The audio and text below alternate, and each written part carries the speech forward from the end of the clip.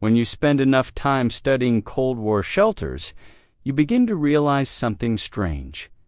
These structures were never meant to be pretty, modern, or comfortable, yet many of them have survived the decades with an almost unnatural resilience. You can walk into a bunker sealed since the 1970s, open a rusting steel door, and instead of being hit with the choking smell of mold and stale air, you find a space that feels surprisingly intact. The concrete is dry, the air is neutral, there's no dripping condensation, no rot, no fungal bloom silently eating through the walls. And at first, this makes absolutely no sense, because the mechanical systems inside these places, the filters, the pumps, the fans, the generators, all failed decades ago. So how did the environment remain stable? The answer is almost never mentioned in popular documentaries or military manuals. Yet it was one of the most brilliant pieces of Cold War engineering. The ventilation earth channel, a system so simple and so passive that once buried underground, it could quietly protect a bunker from nature's slow, destructive forces far longer than any machine ever could. During the Cold War, engineers understood a hard truth. The threat wasn't just radiation or blast waves. The real enemy inside a sealed bunker was the environment itself. Humans produce heat and moisture every time they exhale. Concrete absorbs humidity like a sponge. Air becomes stale in hours. Without airflow, the shelter stops being a place of protection and becomes a chamber of fatigue, suffocation, and slow structural decay. Mechanical ventilation existed, but it was loud, energy-hungry, and relied on fuel that might not be available during a prolonged crisis. Worse, anything mechanical can break. Fans seize, valves corrode, filters clog, and when they fail, everything fails with them. Engineers needed a system that brought in fresh air, removed moisture, stabilized temperature, and equalized pressure, but without consuming electricity or requiring continuous maintenance. The earth channel became their answer, not because it looked impressive, but because it solved a dozen problems at once using nothing more than gravity, soil, and the natural behavior of air. The concept behind the earth channel was rooted in a very old understanding. The ground is stable, predictable, and incredibly effective at moderating temperature and moisture. Instead of running an intake pipe directly into the bunker, engineers excavated a long, shallow trench stretching outward from the shelter. They filled it with layered gravel, stone, and sometimes perforated pipe, then covered it with a breathable layer of soil knot, a waterproof membrane, not concrete, but soil that allowed air to interact with the earth itself.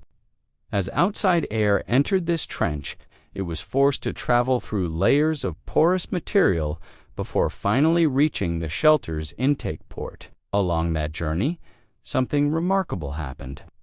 The earth absorbed excess heat, pulled out moisture, and filtered dust and organic particles.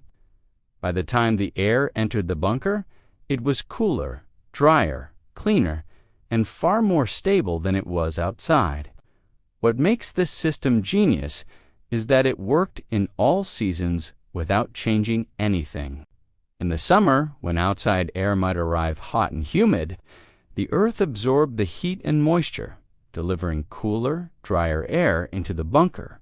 In winter, when air could reach freezing temperatures, the earth's stable underground warmth moderated it, preventing frost buildup and stopping the internal condensation that destroys steel and weakens concrete. The earth acted like a giant natural heat exchanger, but without fans, pipes, refrigerants, or moving components. And because the air pressure equalized through the slow movement of air in porous soil, the shelter avoided the dangerous internal pressure spikes that cause walls to crack or seals to fail. But perhaps the most overlooked advantage of this system was its ability to diffuse blast pressure. A nuclear explosion travels through air at incredible speed, generating shock waves that can enter any open pipe and amplify themselves inside enclosed spaces. A direct intake pipe becomes a weapon aimed straight at the bunker's interior. Modern shelters try to stop this, using mechanical blast valves, complex metal devices that must be maintained, cleaned, and replaced. Yet Cold War engineers found a more elegant solution. A long earth channel filled with gravel and stone simply absorbed pressure and dispersed it throughout the soil. Instead of a violent pressure spike hitting the bunker, the shock wave lost energy inch by inch as it tried to push its way through dense earth. By the time it reached the shelter, it was harmless. The soil acted as a pressure sponge, protecting internal structures without any fragile mechanical parts. This is why so many Cold War command bunkers in Europe and hardened communication nodes in North America still stand.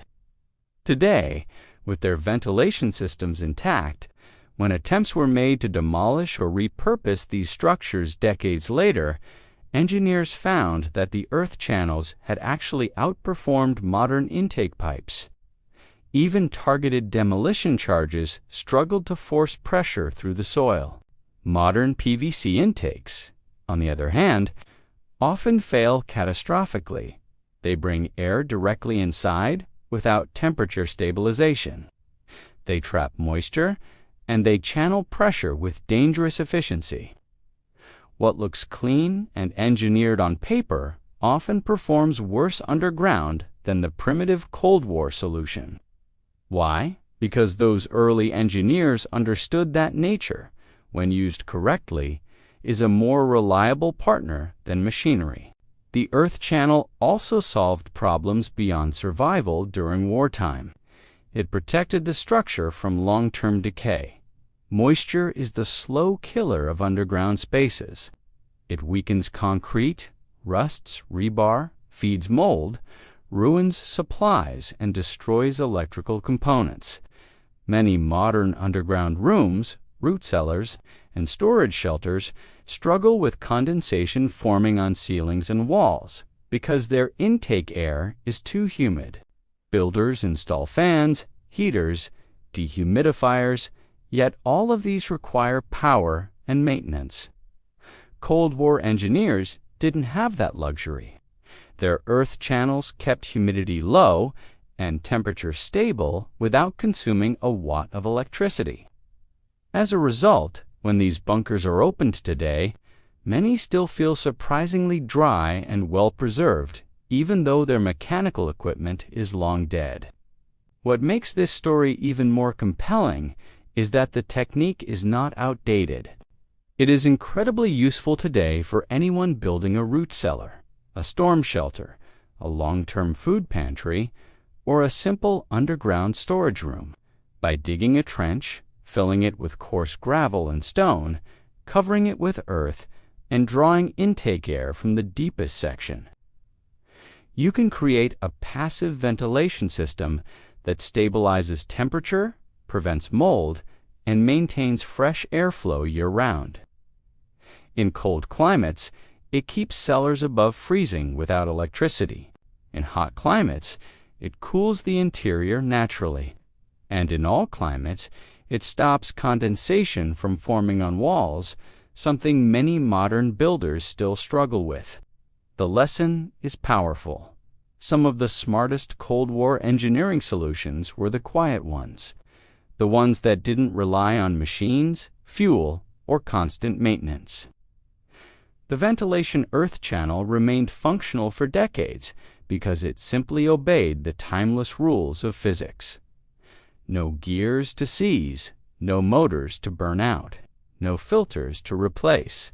Just earth, air, and time working together with predictable reliability. Engineers of that era trusted geology more than gadgetry, and their shelters have outlasted many modern attempts built with expensive materials but poor environmental design. If you're fascinated by the forgotten brilliance of Cold War engineering, by the hidden systems that kept people alive underground, then this story is just one chapter. The past has given us tools that modern builders too often overlook, and understanding these methods offers us more than historical insight. It offers practical knowledge we can still apply today.